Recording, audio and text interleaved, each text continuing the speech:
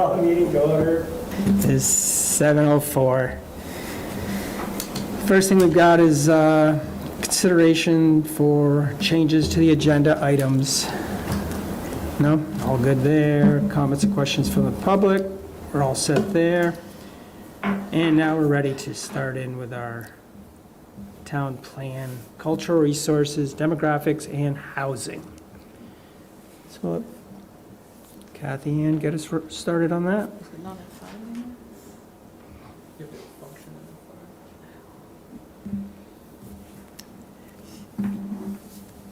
we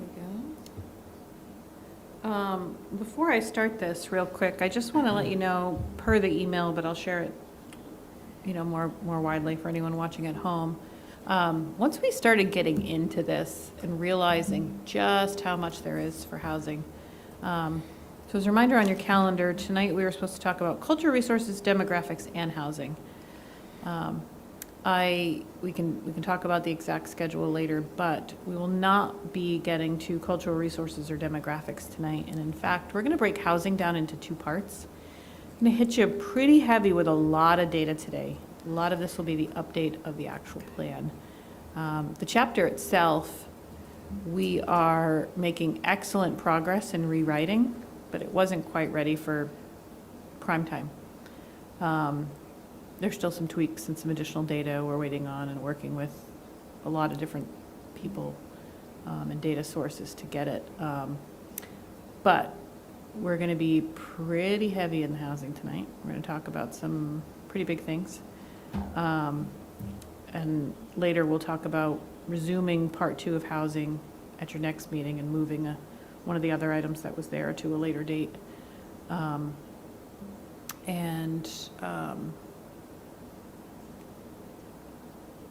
had another thought and I've already lost it. I'm sorry. It's been an unusually long day. If I remember, I'll bring it back up later, but so that's where we are with housing. Oh, I know what I was going to say. Something to keep in mind as we go through this presentation and as we talk about housing in general, probably in the plan in general, there are certain things that are going to overlap in multiple chapters. So we might hit a little bit on energy in here because it's energy as it's related to housing. We might hit on some land use in here because housing is a big part of land use. Where do you want your housing? And I think that's just unavoidable.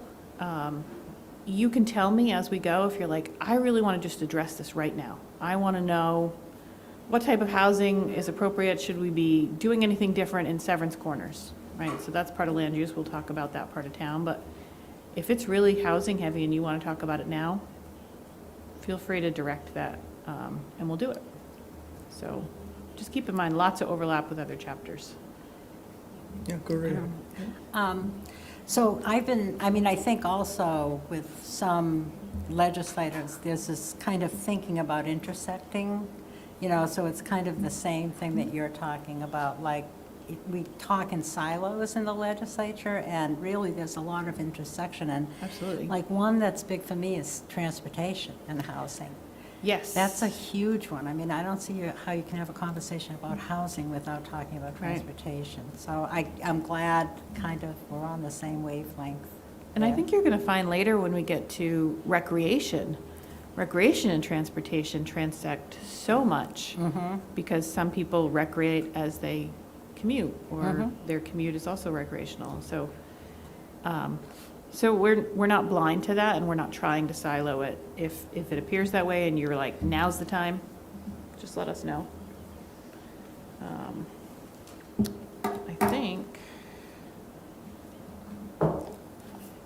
we are going to kick this off. Zach's going to start because I have a lot of slides, and I know I'll run out of energy. Plus, a lot of this has to do much more directly with Zach's work.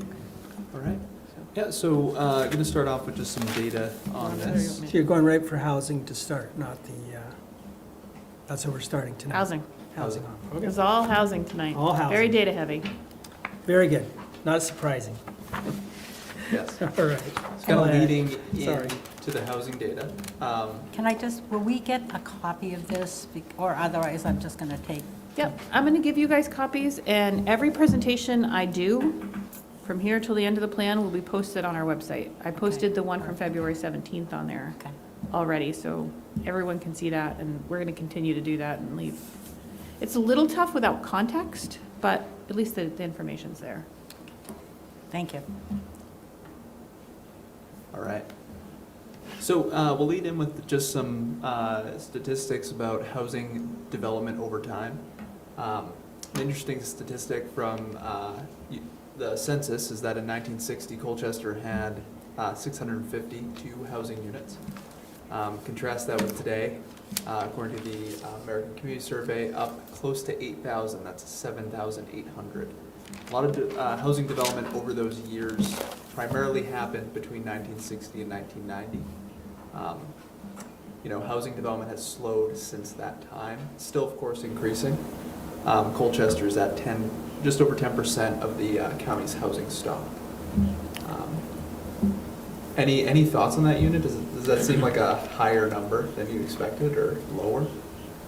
Curious, did you break it down to what our plan said to where we ended up?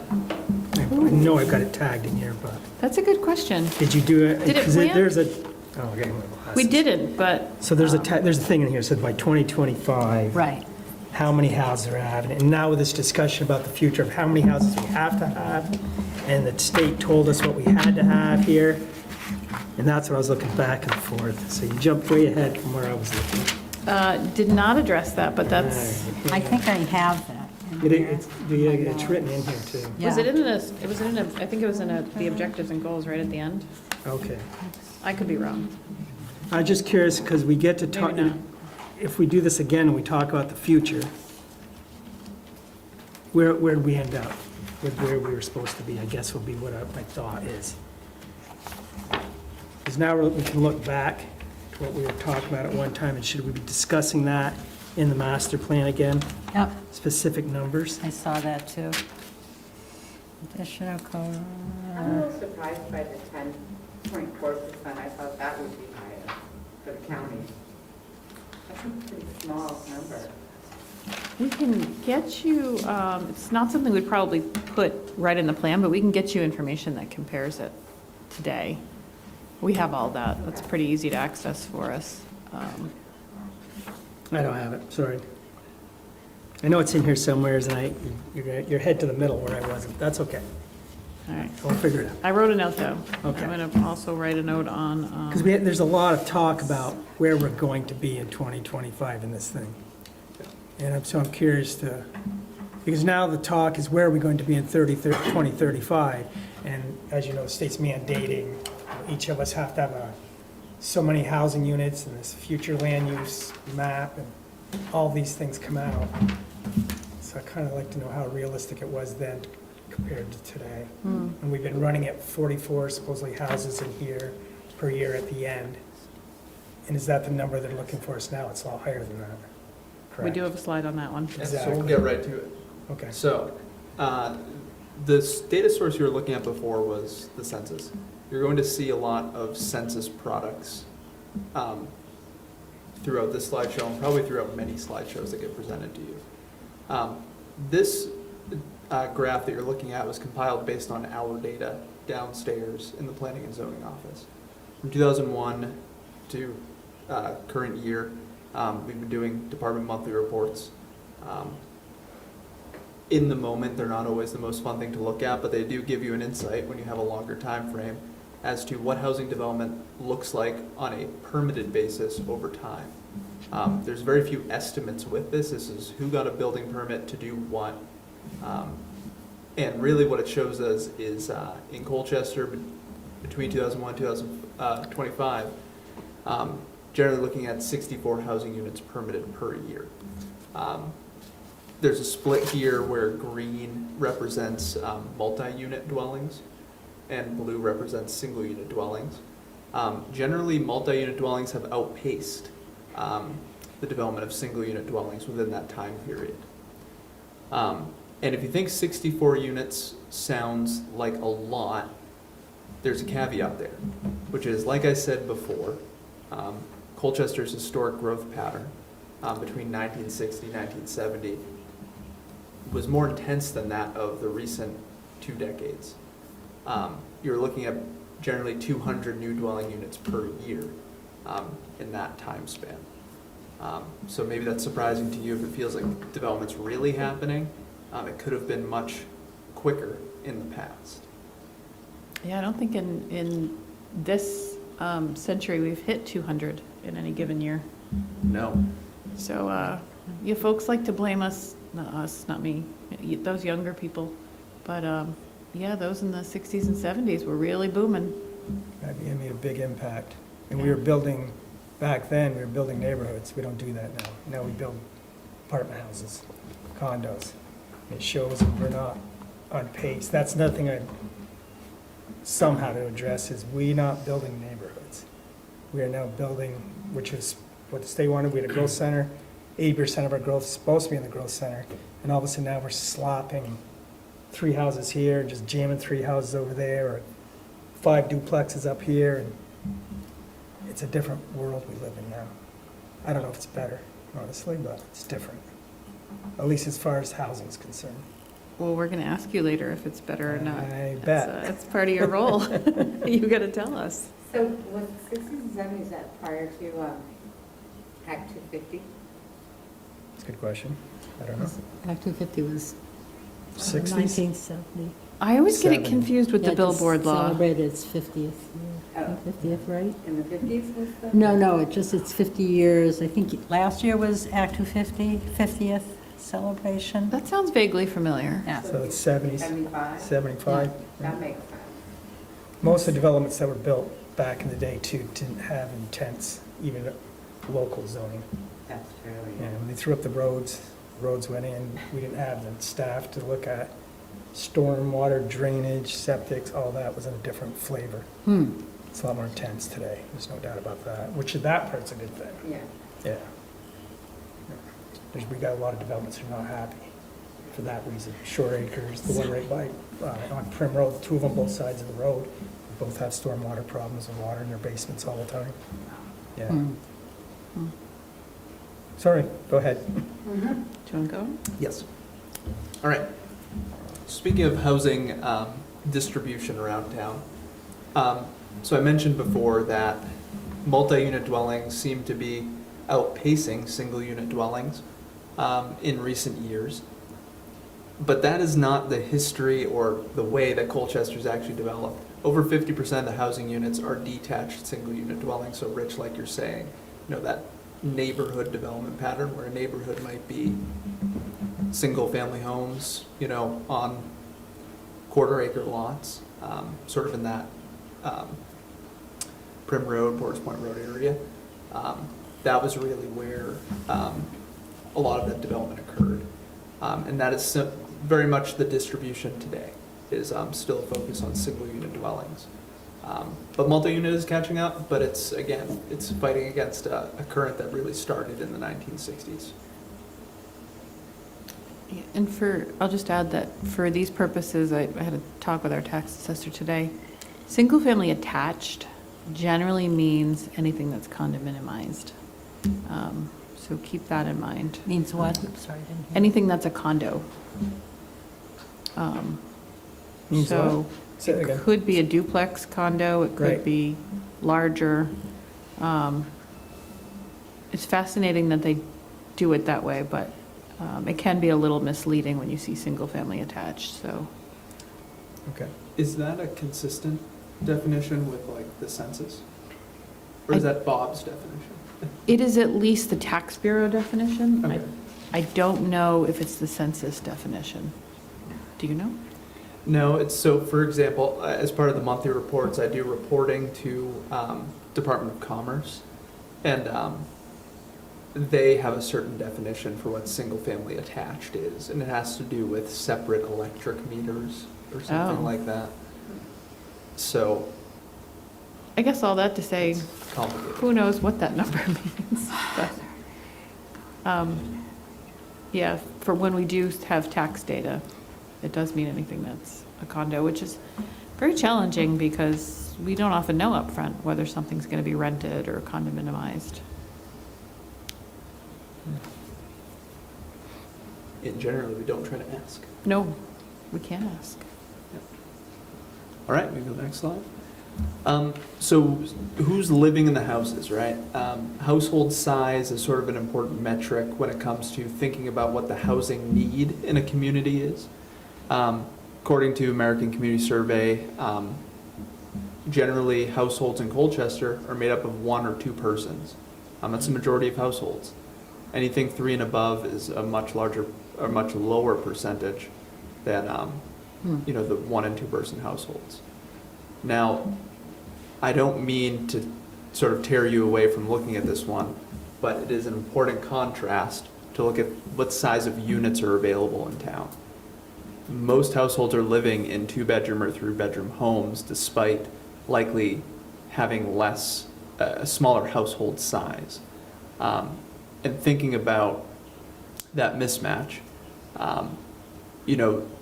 you might think about policies to sort of allow for people to downsize if they would like to, or create some turnover in the market that would allow people in the 3+ person household to move into a larger home that might suit their needs. That's sort of a little more open-ended there. All right, so I don't understand these numbers. Where did we get these numbers? This is from our taxes or from? This is from the Census Bureau through the American Community Survey. Okay.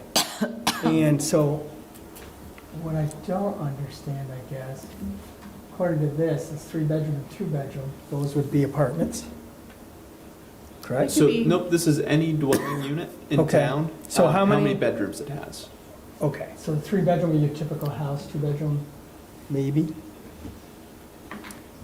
Maybe, Possibly. right? So I'm looking at the Two-bedroom- majority would be probably homes in the middle, and then I would say the 2 bedrooms and down would be our apartment complexes, duplexes maybe even, but, I think most duplex, like apartment houses, even like, through the town, like 4-unit houses, they're all 2 bedrooms and usually a 1-bedroom, yeah, so. okay. All right, Yeah, there are 2 bedrooms, for example, in some of the older buildings at Severance Corners. yeah, Recent development's been much more focused on studio and Yeah. 1 bed. 2-bedroom being more of a 2010 development, I would say, was when those sort of cut off. okay. So I'll just follow up to what Zach had started, to just say, when you're thinking about policy, keep in mind, or unit sizes, et cetera, that we've got over 65% of people with only 1 and 2 person households. So are they finding the right housing stock for them? Is it available?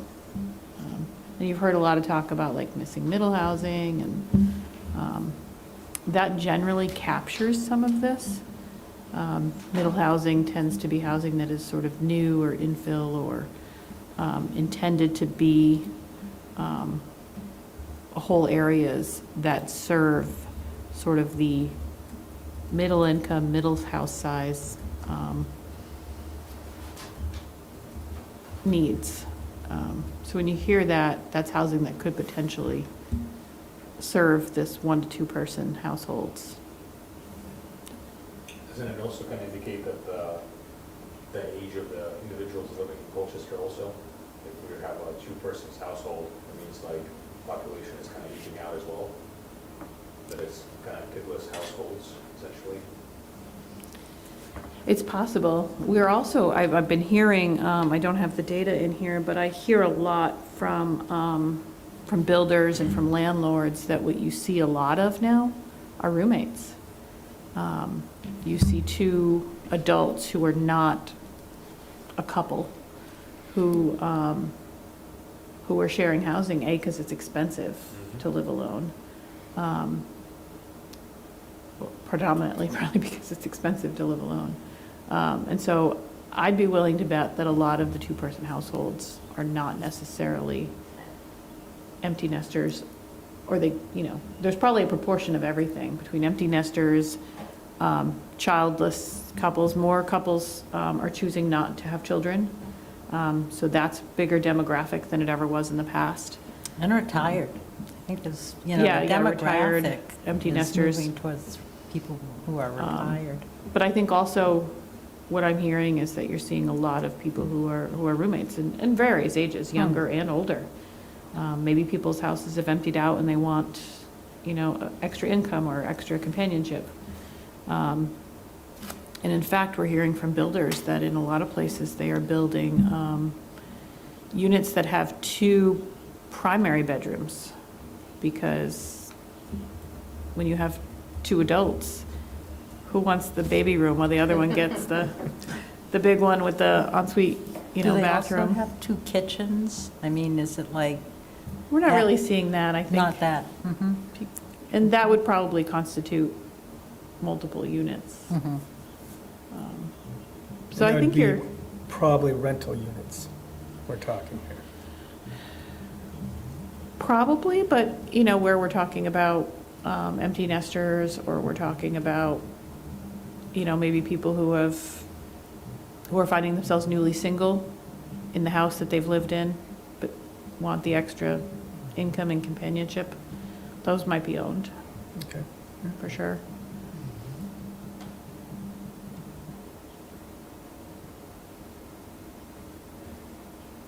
Back to you. That's me. Back to me. I was gonna say, All right. I haven't practiced that slide. So we're going to start talking about money, which is kind of a theme. I mean, we start talking about affordability, but you got to start with what do we actually have? You know, quick look at this chart tells you that the median home sale price has, Double. yep, more than doubled since, you know, 2006. And I won't even talk about what it was in the 90s. But that seems like a long time ago, so that's not really surprising. But the short climb out of 2006 to 2026 is pretty steep. So yeah, 49% just from 2019 to 2025. You know, that is remarkable. You know, so we've now officially hit the $500,000 as the median home sale price. That means 50% of homes are more than that. That's a lot of money. It's certainly a lot more money than it was in 2019 when we were looking at 335,000.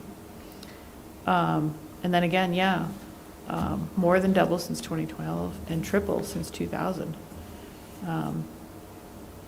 That is not a very long time, and it's a pretty large change. The good thing to note is that this is pretty much in line with other trends. You know, we're not necessarily trending ahead of or behind county, state, and national. You know, this is something that we're just seeing all over the country. I don't think there's anything Colchester could have done or has done to change that. We are also seeing, when we're looking at the regional market, a change from single-family homes to multi-unit dwellings, which makes the rise in average cost. You would expect, if you're having more multi-units, that cost would go down a little more because they're typically less expensive for a multi-unit dwelling, but that doesn't seem to be reflected here. And in fact, you saw when Zach showed you the chart just how much more proportionally we are building multifamily than single-family. I have to wonder if this chart would look a whole lot different if it was all single-family.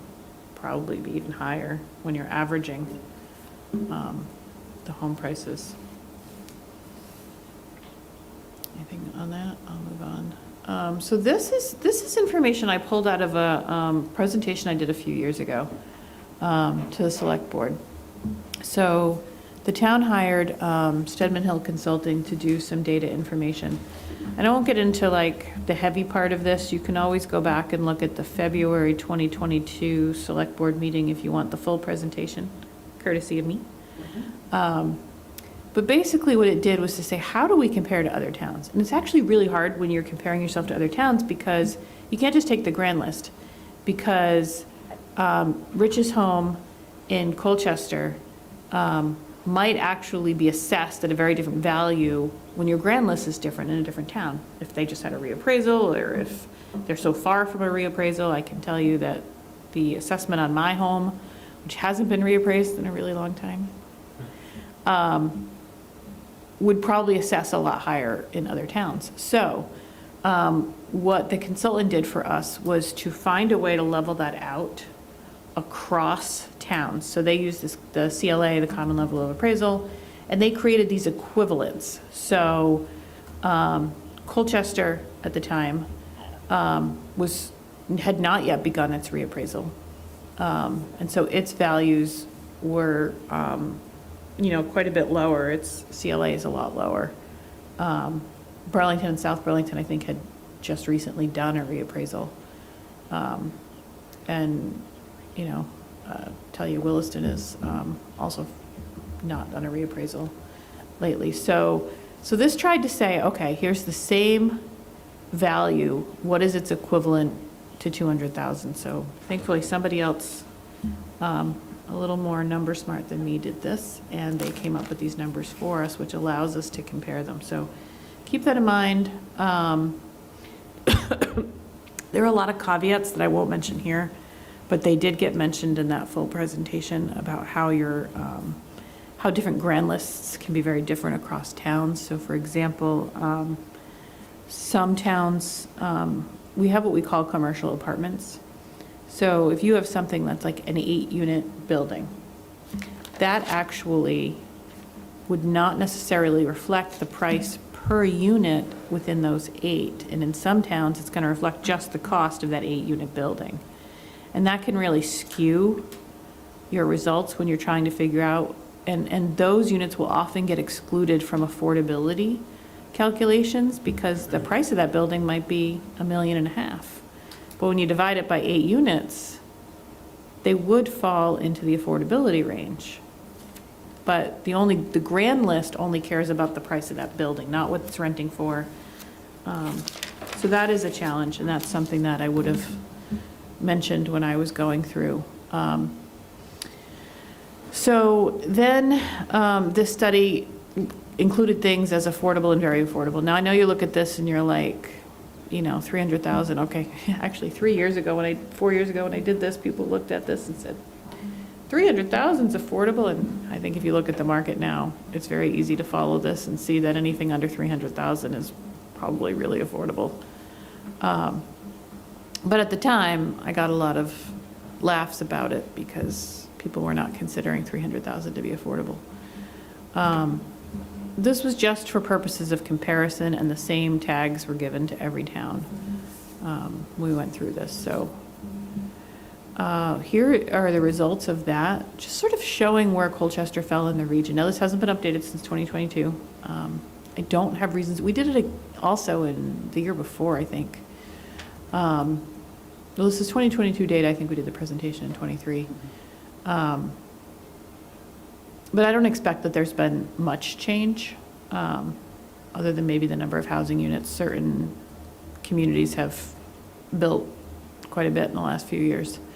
And this gives you sort of the values of and the number of these various homes. So the far column on the right is really the one to look at. We're trying to see the percent of affordable units and very affordable units that exist in each town. And Colchester fared fairly well.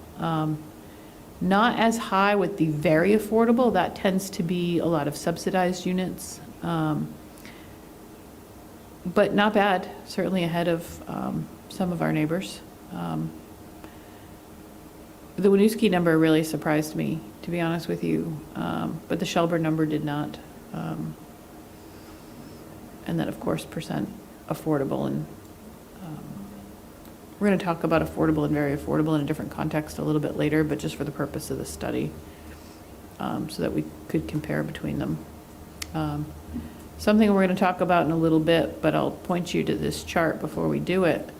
We're going to talk about Colchester's proportion within the county of manufactured homes. This chart really shows you just how many we have compared to other communities. I believe we're first in the state. Milton actually is second. So I don't think anybody else in the state is even close to the two of us. I don't know the entire top 5, but I think Williston includes St. George. when they're reporting those numbers. So this is that same chart that I just showed you, the percent affordable, percent, it's just a chart instead of numbers. So you get a visualization of where we fall. With Shelburne, jeez. Yeah, Shelburne's got a little tiny baby bump.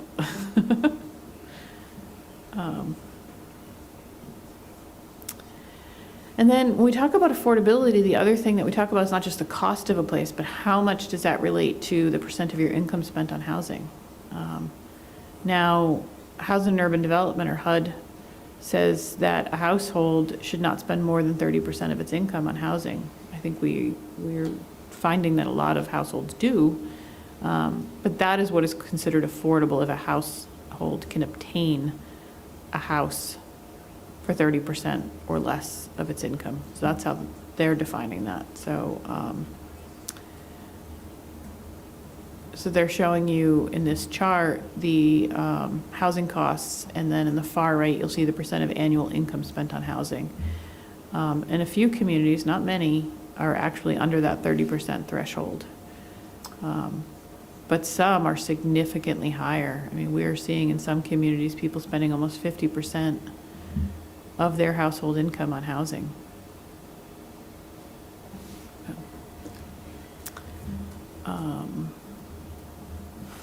So this is just a summary, of this, that we are one of the more affordable places to live in the core towns of Chittenden County. We do pay less of our income than, on housing than any other communities. And we are continuing to add housing units, which hopefully will help this. Now here comes the giant but. So this is all good. I mean, regionally, I think we're doing good. We compare well to others. That doesn't mean we're doing good. So we're going to get into that part a little bit more. So regionally, relatively doing well, but there's still some affordability challenges that are worth pointing out. So again, 30% of your income on housing-related expenses.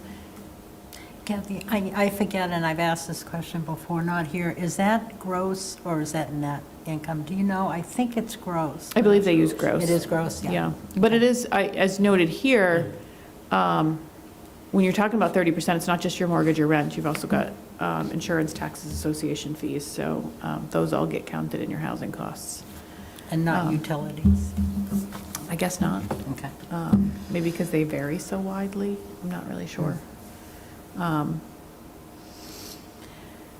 so under this definition, the ACS, that's part of the census. Estimates for Colchester say that housing costs are currently unaffordable for 28% of all households. And I'll get into the detail on that in a minute here. So we talk about home ownership, okay?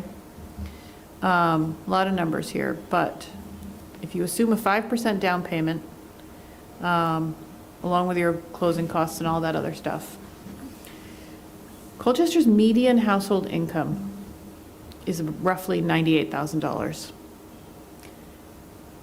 According to that, a household could afford a home priced at $292,500. Well, you just saw the chart. The median house price is almost $500,000, or exactly $500,000. So the median household income cannot afford the median house cost. And in fact, they fall almost $200,000 short. So the median sale price, $499,000, far above what the median household. That means 50% of the people living in Colchester, households in Colchester. So to purchase a home at that price, so okay, if you want to ask yourself, who can afford $499,000? Households should be earning at least, again, this is to try to stand to that 30%. Households should be earning at least $167,000 and have $38,000 set aside for closing costs. That's just to afford the median house price. Okay, so for moderate income families, these are the people who are making up more than that median income, 120% of that. So that's 122,000. Even they can't afford that median household income. They're still under it. And 35% of the homes that were sold, only 35% of the homes that would be sold were considered affordable for people making, for households making up to 122,000. And we all know households can vary. Households could be dual incomes, but we're seeing a higher and higher rate of single income earners in a household. Does this include duplexes and like, It includes everything. so Yeah. duplexes, even a duplex is like 300,000? Yeah, that was the,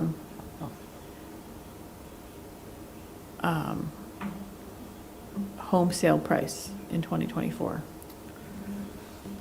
So everything that sold, it could be everything from a small condo or a manufactured unit to the, lakefront property. It's all gonna average out. Wow. And that's where you get the $499. I say average, I probably shouldn't say that. It is technically median, so it does help to discount those large outliers when you talk about a median. Doesn't sound as good to say median's out. Yeah, it medians out. So it's not technically the average, so you're not going to get that rare $6 million property that's throwing off the data. It's just 1 point with far less weighting than using an average. So takeaways for sure there. When people talk about, affordability, this is what they're talking about. At the same time, we sell houses fast. We do, and I think, I listen to a lot of podcasts and read a lot of articles on this, and there's a belief that a bubble will come because what is happening right now is largely the people who are not necessarily high income earners, but the people who are affording homes over the median value are people who have a lot of equity because they can sell that house. They've made money on it, probably. You saw the chart, right? So anybody who owned a house from 2005 to even 2015, you're making a significant amount of money on the sale of that house. So those are a large group of the people who are able to afford houses higher than the median. That bubble is expected to end within the next 10 years because people who are buying for the first time in the market don't have that equity. And they haven't had that equity because they were not homeowners when that rise was really going. So that's a national story that I heard when they talk about the next 10 years. It might be a little different in Vermont. Because in 2006 or 8, when you could buy a house for around 200, right? And now it's 500. And if you pick up at 500, you took your money, all the percentage stays the same. You sold your house for now 500. You bought a 585 now. And even though they flatline, even if they flatline, those people probably aren't gonna move again. And the new homeowners coming in, buying, there's still not enough houses. Houses, not apartment complexes, condos, houses. There will not be enough there. I don't think that housing market, not in this area, will drop. Because we are not building. Yeah. We're building to, it's like you build them, they will come. And we're building to fill all these little rental Yeah. units. They're not providing any kind of equity to anybody, as far as I'm concerned, because it's tough. Or if that's your lifestyle, which is fine. If your lifestyle and you want to rent, that's cool. But if you want to get into a house, you're not going to probably make that jump as easily. But if you jump into the house in 10 years from now, you know what I'm saying? It's going to be the same idea. There's not going to be enough inventory. The Yeah, and- houses will still be desirable and the prices will still be there at the rate we're going now. We're not They- building any new neighborhoods. I think it has a lot to do also with like the overall like lot sizes in Colchester. Yeah. So until you change the zoning to like, allow more development or, PUD developments in areas where there's like 10-acre minimum for one house or 5-acre minimums, there's no way that you can, even adding ADUs on every single property, you're not gonna, and selling them off, if you even can. We haven't gotten to solutions part, so write that down. Because we will be asking you for your solutions, probably in housing part two. So if you've got ideas, definitely don't lose them. And I don't know that it's as much about whether the prices will drop, but there will come a time where there won't be people with the same amount of equity. Certainly there'll be people with equity forever, but there won't be as big of a glut of people with significant equity. The house that I built or bought, I didn't build it, it's way older than me. The house that I bought has more than doubled in value, so that's nice money in my pocket. But people buying today will not have that. They just won't. And that's going to create an interesting effect in the market because people will have also spent their equity, either buying new homes or whatever else they've done. So it'll just be interesting to watch. I don't think it's going to fall out by any means, and I don't think it's going to go down. But Vermont that should- might be when it finally slows down because there's a limited number of people who can afford the house that was 500, that's now 750,000, because the incomes are not rising at anywhere near the same rate. So the number of people who can actually access the housing is going to significantly decrease. But if the supply doesn't increase, I think as you're saying, you won't see much of a change because there's still a limited supply. Your philosophy of moving up will change. Yeah, So you'll jump into either the condo, the mobile home, which will go up, build your equity on that, even if it's paying off principal, and then you take that to jump into the next unit. People have to get imaginative. We are not building new houses either way. I'm not saying it's a bad thing either in some ways. I know I'm getting ahead of the whole philosophy here by far. that's But okay. I have a thing about quality and quality of life, and right now, we're seeing a change in what we're doing here in this town. Shelburne's very forceful, there's no doubt about it. We look at what they've got, they don't want to get too out of control. They want housing, but not the kind we have, not yet. Not at the level we're doing. That's the way I look at it so far. It's a thought. I think you have to look at the demographics too of Vermont. No one's moving here. Like, the net increase in population is basically 0 or .03. People are getting older, the workforce is getting older. We don't need people to move here just to pay taxes. We need workers to come move here. So I think we're looking at, people aging in place. I think we're looking at retirees, maybe coming up. Hopefully we'll get, with this housing that we're building, hopefully we will get workers, that will move up. And we have the lowest birth rate in the country, so in terms of schools, schools look ahead 10, 20 years.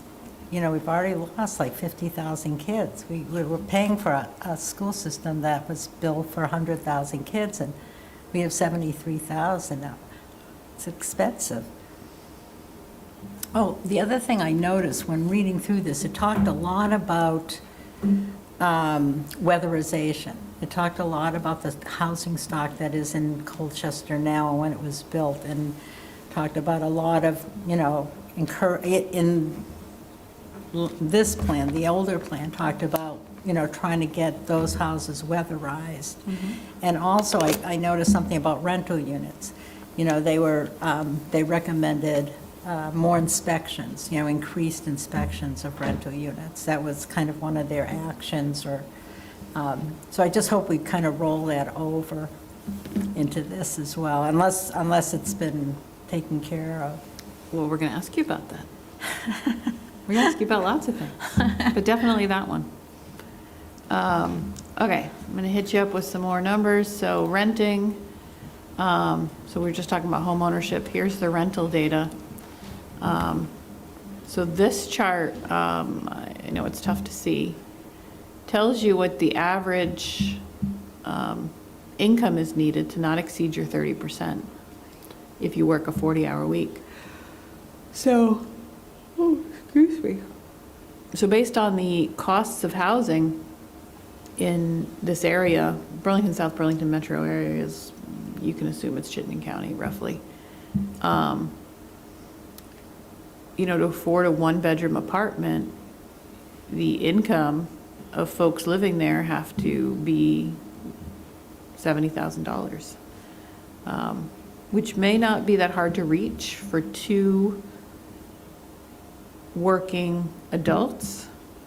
But as we talked about it, for if you're a single person, for whatever reason, by choice, by circumstance,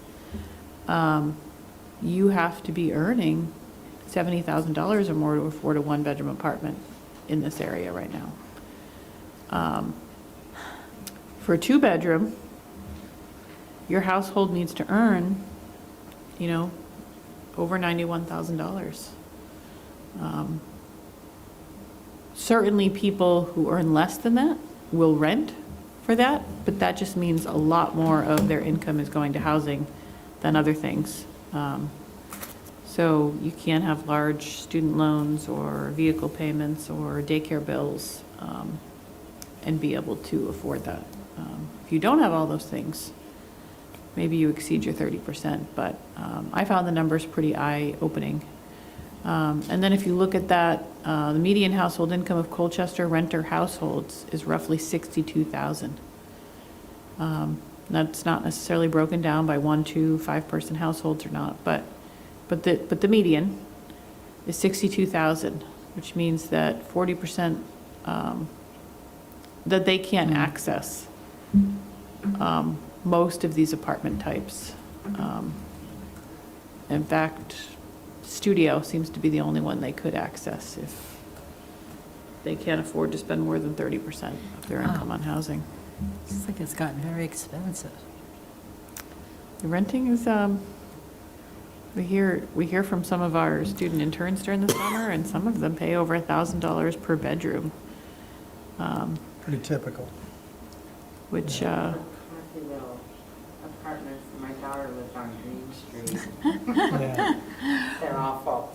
yeah. yeah, it's just, I don't know. I'm so glad I'm not in that space at this moment, but it's hard. It's really hard. I've read 2 articles now that says it's less expensive to rent than to buy a house. I've seen articles like that too, yeah. Yeah, especially with property taxes and. Yeah, upkeep, maintenance. But our vacancy rate is still, I don't have a chart on this, but our vacancy rate is improving. Our housing vacancy rate is improving over the last few years, especially for renters, but it's still shockingly low. What do they say a healthy rate is, 5%? 5%. We got as low as like 1.5% in Chittenden County. I don't know what we are currently. Have you seen anything? But 5% is healthy. We were under 1.5 for a while, and I don't know what it is now, but I don't think it's much higher than that. I've heard it's improved, but improved is all relative. So, food for thought. That's all information you can do with it. Okay, so what do we got that's actually affordable? I just told you a while ago that we have affordable units in Colchester. So we have manufactured housing, a whole lot of it. And I share this data with you mostly because there is a challenge, as Rich has talked about, and forgetting even the policy side of it. Even if everyone is like, let's build everywhere, it doesn't really work like that. You still need infrastructure, you still need investors, you still need money. And then there's all of the other tangential costs associated with it. it is much more difficult to build housing, affordable housing especially, than it is to maintain what you got. And I try not to interject my personal or professional opinions on this, but I would say protect these affordable units at all cost, because once they're here, they're here. And building new ones is very challenging. So this is our mobile home data. I was fascinated by this, actually, when I saw this. I just got this data today. I didn't realize we had so many, I'm sure it's going down, but mobile homes that were pre-1976, still 73 of them out there. Not to date myself, but that is older than me, a little bit. So yeah, there's units but out there that are older than me, and quite a few of them. The vacant land number that you see there, those are lots that are slotted within mobile home parks but do not have a unit on them at the moment. That happens because manufactured homes are not, they're depreciating, right? They're not like the brick and mortar house that you live in that can stick around for 100 years or more. So these do turn over. They don't depreciate, though. The mobile homes? They don't depreciate. Well, maybe not these days. No, definitely not. I guarantee they don't depreciate. But they do, what's the word I want to say? Maintenance? Expire? They do expire. They do Yes, expire. that's Yeah. probably a good, huh? It depends. Deteriorate, there's the word. Deteriorate. Exactly. Yeah, they They do deteriorate. And, you know, there are this 73 that are pre-1976, but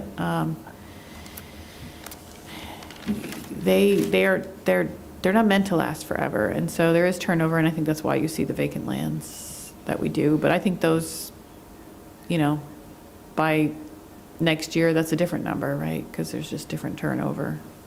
But they are more expensive now to buy and to replace than they used to be. We're seeing numbers come in when we see replacements, and, you know, the unit alone is, you know, sometimes up to $200,000. So it's pretty fascinating. I was shocked, too, to see that there are only 2 double-wide mobile homes in Colchester. Out of a total number of over 600, that just seems like, Must be a zoning thing. there are a few, it's not shown on here, but there's a number, if it's on my next chart, maybe not. There is a number of mobile home units or manufactured housing units that are on their own land. Those are probably more likely to be larger than the ones that are in a park, because the lots in the parks are historically pretty narrow. But there are a fair number, I wouldn't say significant, but a fair number of units that are on their own land, their owned land, as opposed to being leased within a park. So again, this is just showing you how we compare to other towns around us in terms of manufactured homes. And for fun, there's information about seasonal residences. 31% of the county's seasonal residences. This didn't surprise me at all, but it's still a fun fact. Just because we have so many camps on the lake.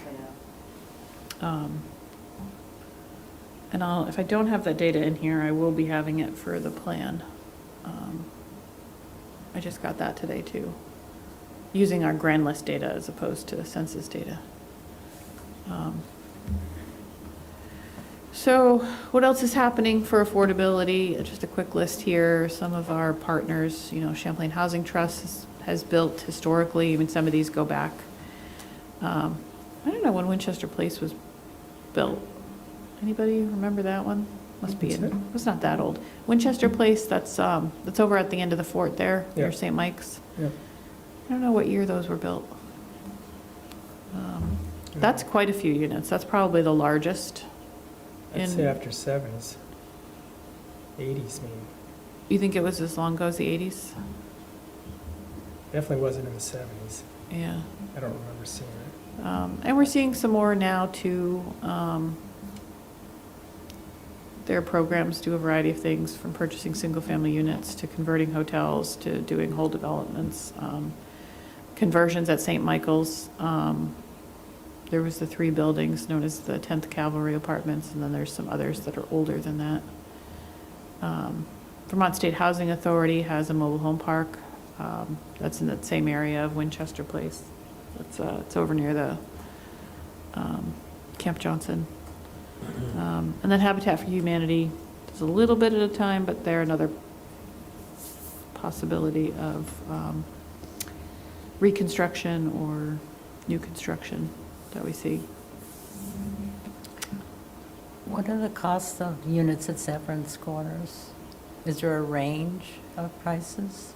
You mean the affordable ones or the non? So there are currently 2 buildings?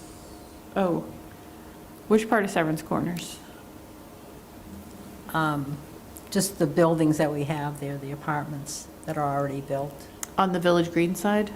Like where McGillicuddy's and stuff is, or on the new side Both. that's under construction? Both. I'm just wondering what percent is affordable and what, are they selling for like $300,000 a unit and up to 600,000? There's only one building that's entirely affordable. Those are rental units. Oh, okay. I don't know what they're renting for, and actually it probably varies neighbor to neighbor because it might be income-based. Gotcha. So it might be that apartment 2 is paying a lower rate than apartment 3.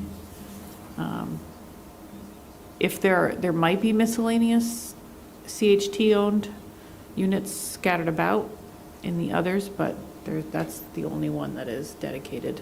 So that's the affordability. Yeah, it's the gray one. If Okay. you're driving by, it's the sort of first one you come to if you're leaving Severance Corners, setback. And are there any other affordability units being projected? So across the street at Severance Park, the big hilly one on the northeast quadrant, they have, did they have a number? But they've talked a lot about affordable units, but also they're talking about that missing middle housing. That is a phrase that we hear a lot. So not necessarily building the $700,000 homes, but maybe building the $300,000 homes, or by the time they're built, who knows, the 400,000 affordable homes, in a variety of configurations, from condos to apartment buildings, multiplex buildings, to townhomes, to 6 and 8 plexes. So we might see some there. I believe they have to, as part of their Act 250 exemption, to be considered priority housing, you have to build a certain amount of affordable housing. So they have a requirement to do that. I don't know what percentage that is. Do you? No. But that gets you an Act 250 exemption in certain designated areas.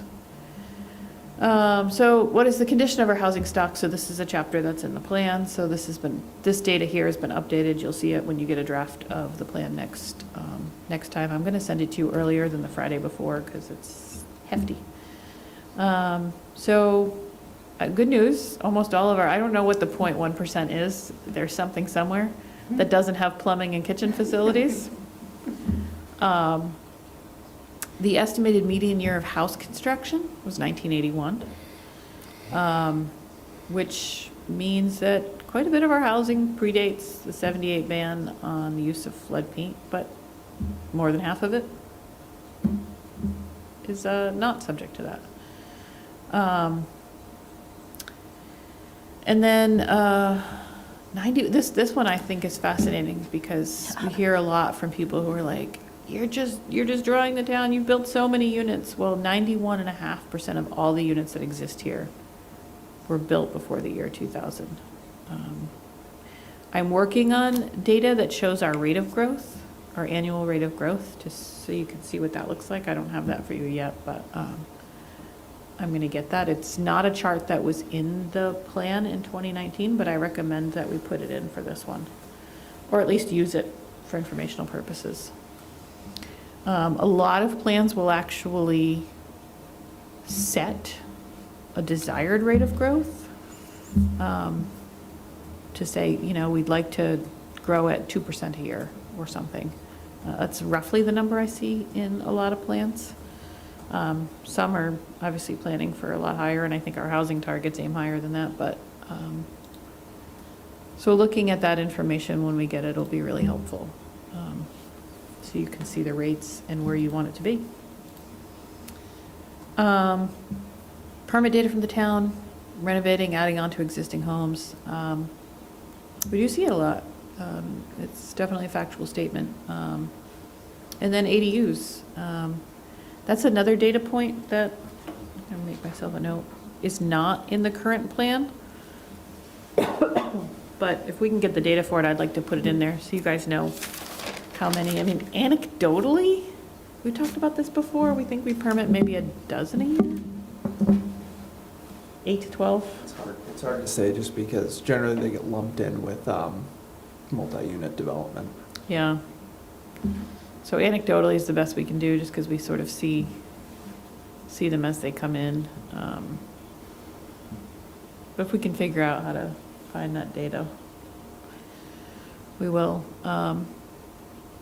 ADUs are sort of a great way to provide additional units without necessarily creating much change. So, short-term rentals, we are obligated to have something about short-term rentals in our plan. I have been told, anecdotally, that Colchester has no appetite whatsoever to register short-term rentals, but I don't know that the conversation has been had publicly in a long time. So that's a question I think I'll be asking you at some point, on whether or not you have any action policies or goals to monitor, register. And register can mean anything. I mean, it could mean we just want an inventory. You don't have to actually meet any extra standards. You don't pay any extra taxes. We just want to know where they are and how many there are, to something a little more advanced. There's a whole range of between doing nothing and doing, say, like what Burlington does. Their short-term rentals, and even South Burlington recently has been doing inspections, and I think they got a whole full-time staff person that does nothing but short-term rental work. So 1.8% of our housing stock, according to this interesting data source. So about 135 units listed on short-term rental websites.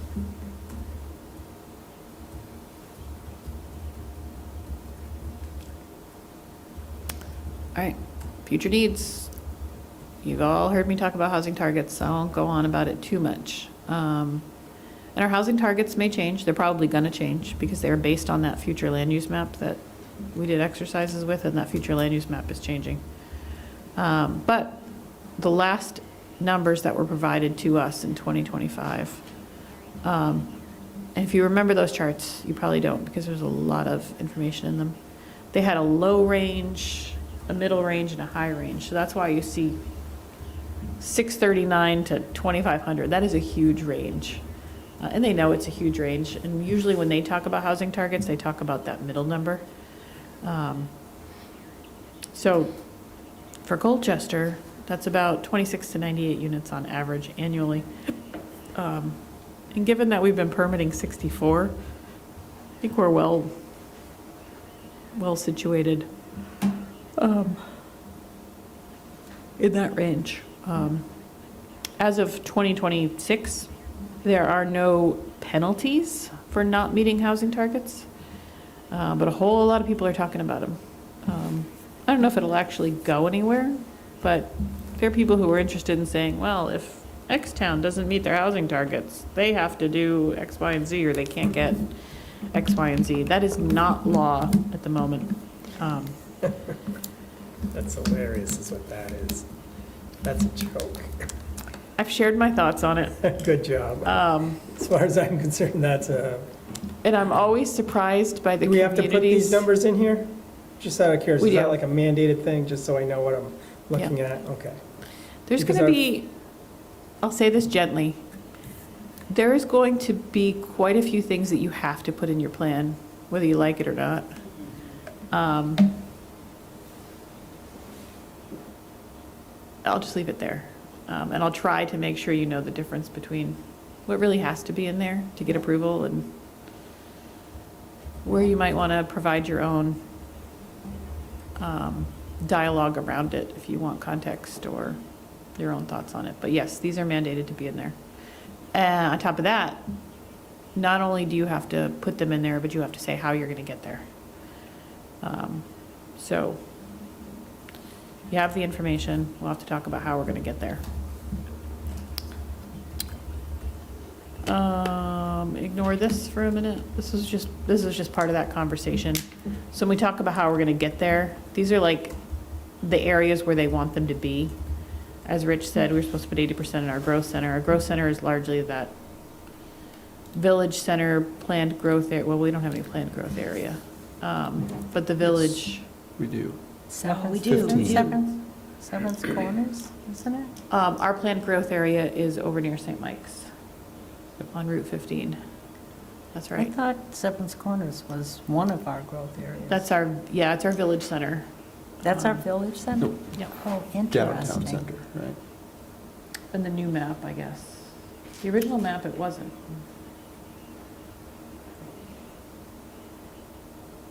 Thought it was downtown. Well, we have it. Oh, it is. Interesting. Zach is right, Right. as usual.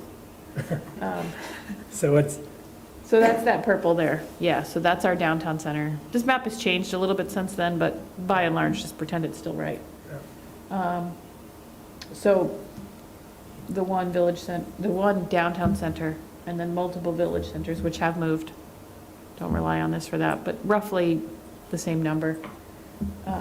And then, yeah, that planned growth area, down on 15 is the sort of pretty mauvey raspberry color down here.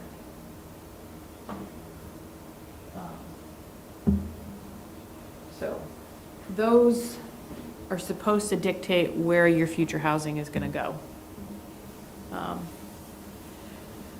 It doesn't align as well for Colchester in some areas because when making the map was made with, here's what exists today, as opposed to here's where we want it to be tomorrow. You've heard my soapbox on that probably. If you haven't, happy to share it with you some other time. But yeah, the map is supposed to represent where you want your housing to go. But it also was held back by the idea that it needed to represent what was in place today. So they're not always going to align. There are a lot of areas like our village areas, which aside from some infill, those are the areas you're talking about, the neighborhoods that were built in the 70s, you know, Bonanza Park or even 80s or 90s. Those are your village areas really, and the ability to do infill in there is pretty limited. So they are areas of growth for this plan, but they're not really practical areas of growth. So that's a challenge. But certainly our downtown center should continue to accommodate a majority of new housing. We fell a little short. When we had to do our renewal, we were supposed to show the 80%, and I think we were in the low 70s of new housing. But I feel like that's still pretty good. I wasn't disappointed with it. But it technically fell short of what was required for our growth center. Is that exit 17 gonna have any housing, more housing? You tell me. It just Right seems- now, it's very challenging because of A, zoning, and B, Septic, I know. Yeah. but yeah, wastewater. I work on Milton. I have a friend. We have a friend. So it won't see any under the current regs and current policies, but if the policies change. One of the questions we're going to be asking people is, what do they want up there? Do they want that to remain sort of mixed industrial, commercial? Do they want to see more housing there? It's tough because when you've got such close proximity to the interstate, both can thrive. But that's That's why we ask people. We ask you, and we'll ask other people, and if the other people's opinions sway you, then that gets swayed in the plan. But it's a question that I think has to get answered for this plan. Whatever it is you want it to say, it should say it. Right now, it says no changes, but as we've talked about many times, I think the plan is to get rid of that statement everywhere. Sound right? Yes. Sure. So, we'll find out when we get to that. I don't have my dates in front of me. That might be land use 1. I'm pretty sure that's, I'll look at it in a minute. So here's your sneak peek of the survey. Just pulled these down today. Like I said, it closed yesterday. So I just tried to choose the ones that are sort of related to housing. There's a lot of other survey results related to other things that I'll present to you at the next meeting. But as you can see, housing access and affordability is not anyone's top 3 reasons that they like Colchester. And in fact, it's the least. It's the least one to get votes. It only got 8 top 3 votes. So, hang on, I got ahead of myself. Do you want to know how many respondents we had? Yes. I didn't write the exact number down, but it was roughly 325. You Yeah. only had 25 that night. That was amazing. Yep. 325 responses. That's amazing. I'm Do you think it was thrilled. like at the town meeting, giving out those things? Yeah, I don't know. We saw bumps after each time it was mentioned in because I've been watching it. We saw some bumps every time it was mentioned in the town newsletter. We obviously saw a big bump after town meeting day. But yeah, 300, and there's no way for us to know if they're all unique responses. It's very possible that someo's like, I want my opinion to matter more. I'm going to do it 18 times. You get pretty ambitious more than one. But yeah, we had over 325. And so if everyone got 3 votes times 325 people, that's that's over 900 votes, and only 8 went to housing access and affordability. So, but people really like our geographic locations, scenic beauty, natural resources, and even the school system. Yeah, the school, that's very enlightening, the school. I mean, I don't have kids there that went through there, and I always hear it's a great, a good school system, but Yeah. that's a nice number to see. Because I haven't looked at the context yet to see if anybody told me what their other is. I'll report back if I find anything interesting there. So, another one, you have to give, I'm going to get you a better chart. This was just pulled off quickly today. The lines they're more condensed than the text. So you have to like draw a line like you did in English class when you were in elementary school. Like 1 has to go to the top line, 2 goes to the second line. I will make it prettier, I promise. Okay. But housing was the number 2 theme in the town plan that was important to people. So education was number 1? Education was number 1. Wow, that's. Might have been all those people who answered on town meeting Maybe, day. but that's still very good. We also did, we talk about who answered the survey. We did send this to at least 2 high school classes, so that we were really trying to get some younger thoughts. So we did get responses from at least 2 high school classes. Whether or not they picked education or not, who knows? But yeah, so housing was right up there. And I'll get you actual numbers to go with those when I can make a prettier graph. This was just generated from the survey form.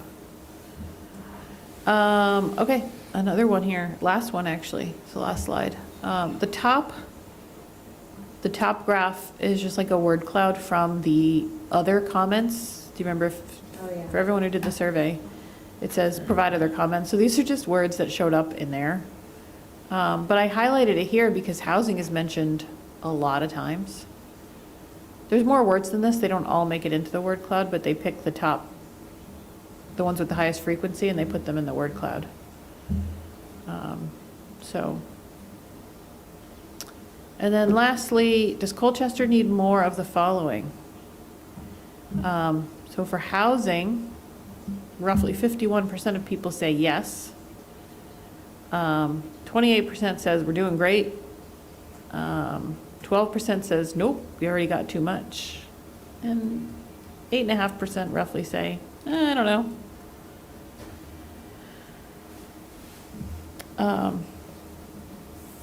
I think this was one of the most interesting questions on here. And you can quickly look at the graph to see how other people are falling, with the rest. But restaurants seem to be the highest in terms of what people want. It's the biggest, yes, more please. And then office space, I think, was leading with the too much already category. Maybe the not sure. So, yeah, people want more restaurants. Restaurant. What's that? I just say we'll have to get that restaurant in. So that's everything. My original plan was, if we had an audience, to do some public participation things, but we're going to do commission participation instead. Okay, so a couple things that I want to share with you tonight. I'll start with this one.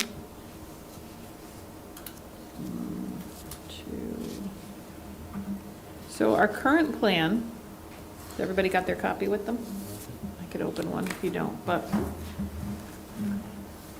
this is my first draft on that. Sorry, I should have threw it further.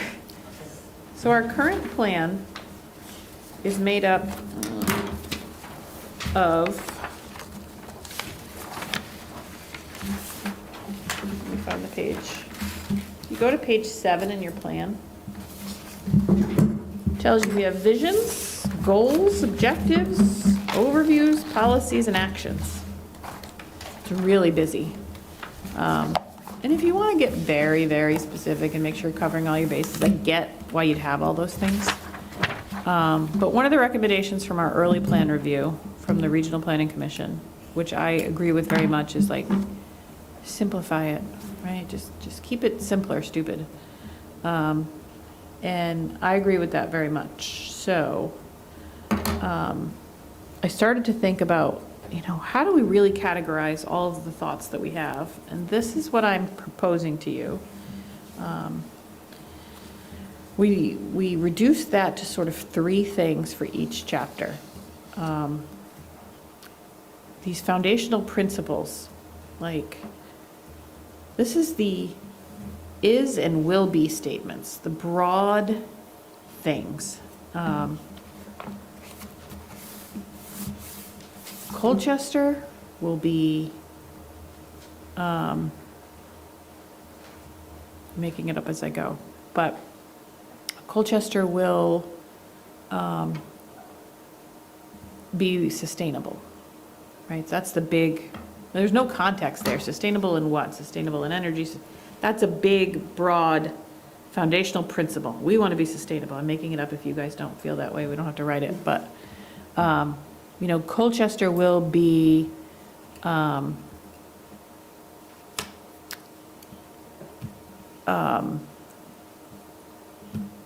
accessible.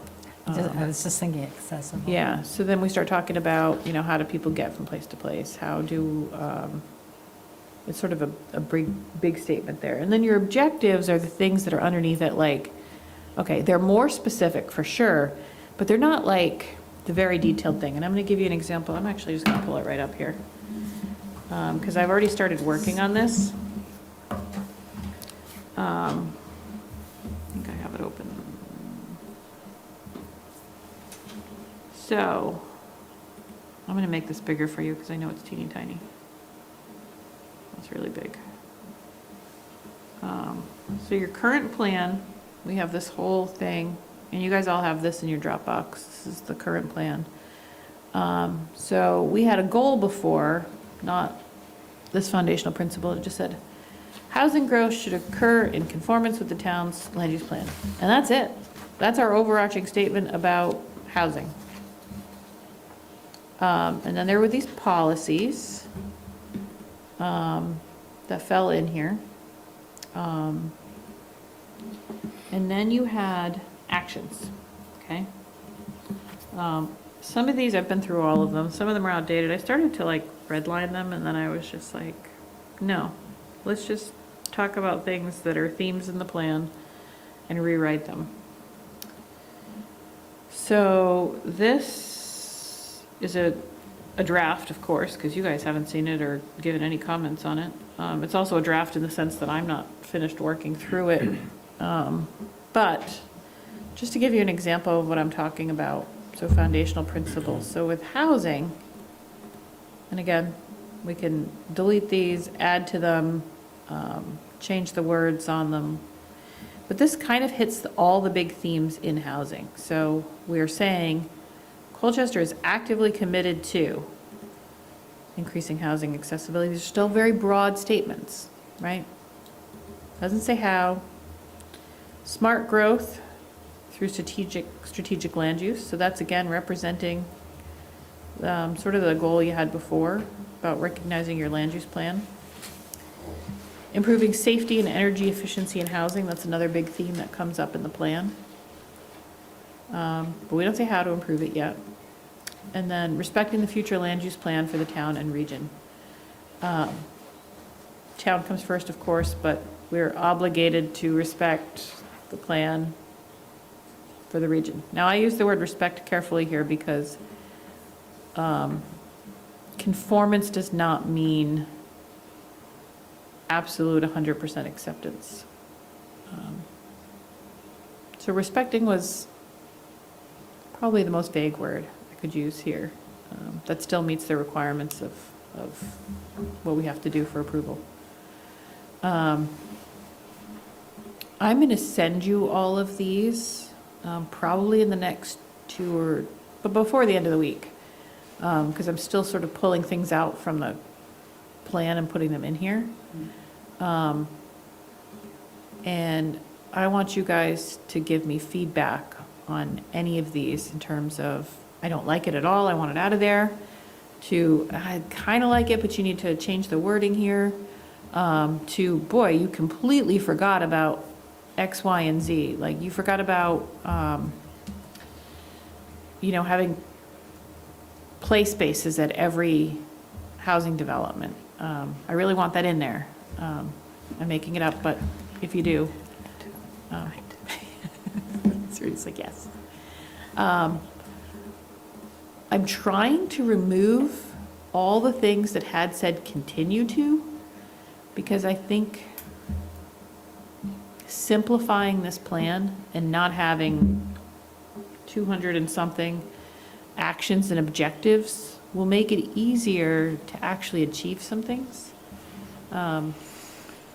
There's just so much stuff that sometimes it can get overwhelming in terms of what to do. And not every idea that somebody ever has to necessarily make it into a plan, even if it's a good idea. You have to sort of list the things that you really, really want to have happen. Or else I think they get lost. You could have something really important to you that's one of 200 actions, and it's not going to stand out. Stand out better if it's one of 60 actions. So these are ones that I have pulled through. Again, I'm not necessarily done here yet, but I don't think they're anything that would be shocking to you. Like advanced context-sensitive infill residential development, suburban residential. I haven't finished this text here, but you had something before that said infill development in a specific place. It seemed very limiting to me. Oh, village areas. Village areas in 2019 are not the same as village areas today, just because of the new regional land use map. So we don't have to go through all of these right now unless you want to. I want you to be able to take them home and noodle on them. But I don't think anything is really radical in here. I've not finished actions, but actions are meant to be things that can actually be achieved. They're not necessarily all going to be measurable, but they can be. So these are your verbs that I was talking about before, right? When you were all like, what are you talking about, Gabby? And it's like, use verb words. Yeah, I'm not going to read them all, but like, we talked earlier tonight about infill housing and ADUs. So something we can actually do is to promote those, educate residents about them, because it's a pretty low impact way to pick up new units. Now you may be sitting here and thinking, I hate ADUs, I don't want to see any more ever. Get that out of here. You just got to tell me as a group. But these are placeholders. This one came from the old one. And I was going to delete it, and then I was like, no, I'll ask you guys before I do that. Because I'm not sure what we as a town can do about that. And if we did do anything about it, it'd be a pretty big undertaking. I did see that one. Huh? I did see that one, and I saw something we can't do, honestly. Yeah. Did you like it or hate it? It's like a lot of feel-good things that I see in this thing. There's a lot of feel-good stuff, but I'm kind of a nut and bolts kind of person, so when I see a lot of stuff, I'm like, that was, somebody felt good about it, but we can't do anything about it. Nobody's ever going to do anything about it. It's just not going to happen. So for Yeah. me, I just gone. I do have a question though, before I forget here. So you have objectives above, then we have the actions, okay? Mm-hmm. So are the objectives, thank you. Must be late for me. So so you have them listed, and then we get to the actions. They don't necessarily match, they're more like a policy, because I noticed that in here too. It's not Yeah. like 1, 2, 2. It's more like, these are what we think. Now, these are what I think, they don't always, you know what I'm saying? They don't match. Yeah, They're no, not that's an excellent question. Which I'm not saying is good or bad, just that's what I was feeling, like some of the actions were just like, we could do kind of the policy idea, but it wasn't 1 to 1, 2 to 2. down Yeah, the list. and they're not necessarily going to be one-to-one, and in fact, some actions could serve multiple objectives. But you shouldn't have something that exists as an action that doesn't serve one of the things above it. If it doesn't, then you need something that, it's like when you're writing a term paper and you need the opening idea and supporting evidence, right? So that's sort of what this is, where your objective is like, here's the thing we want to do in order to be more affordable. And then here's the very specific thing that we're going to do in order to do that. So retain vital supply of existing, I'll just give you an example. Retain supply of existing affordable homes and work to ensure these units stay affordable. Great, that's a great objective, right? But how? How do we do that? Okay, well, we do that, actually put something in here. A lot of this is new, I actually made it up, sorry. But given our time frame, I didn't think you'd mind, because you can always tell me to delete it. Where did I put it?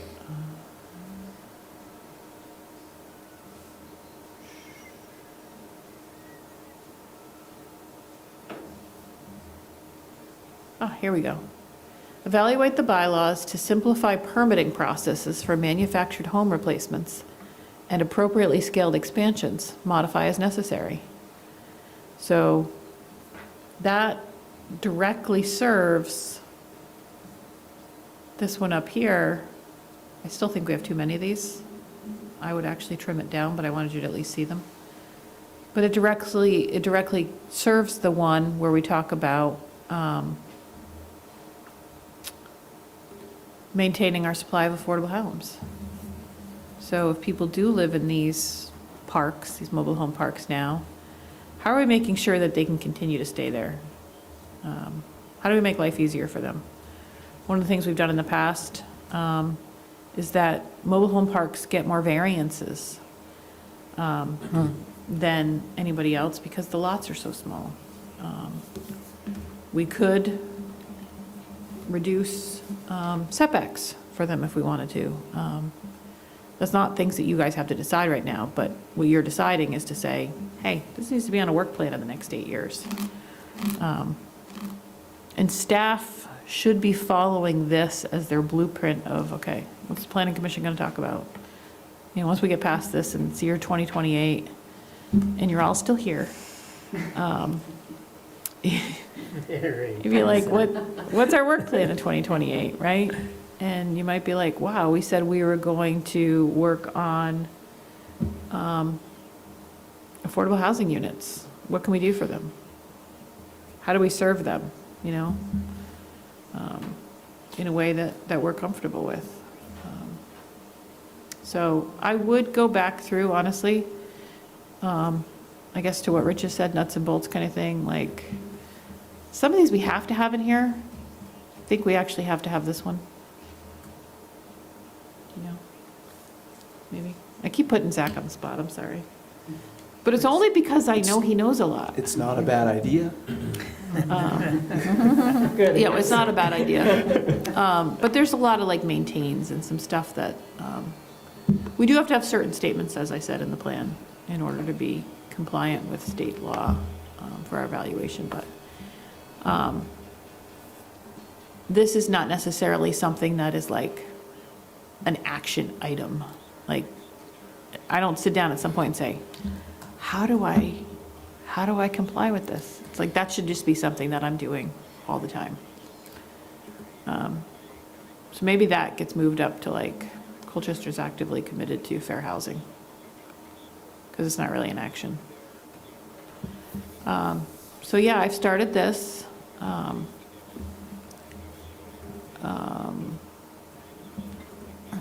But I'm going to continue to trim it down a little bit, and I'll get a version to you in your drop boxes by the end of the week, so you have plenty of time with it.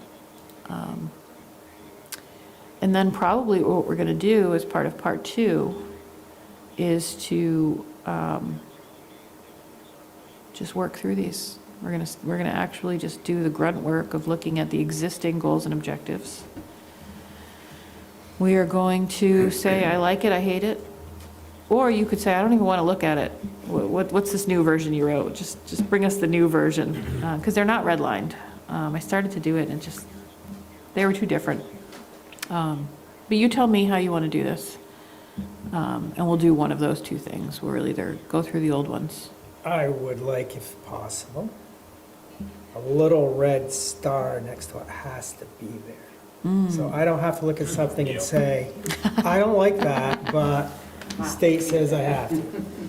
I get it. I understand we have big, whatever. sister, Excellent brother, idea.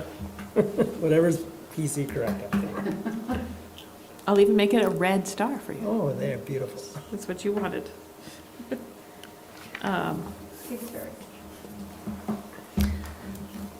do think maintaining, I feel like culture has a sense of community, although I always think we have boroughs. You know, we have like 4 different boroughs. We have the Fort, we have here, we have Exit 17.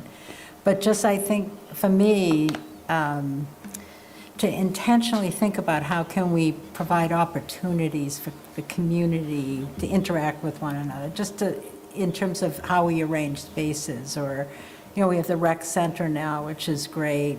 I think with recreational opportunities, you know, we could just to try to think about how we, I don't want to lose that with Colchester, because I think to me, Colchester feels like Vermont to me. I like when I go to South Burlington and Williston, I mean, it's great, but it doesn't feel like Vermont, and Colchester still does to me. And I just don't want to lose that.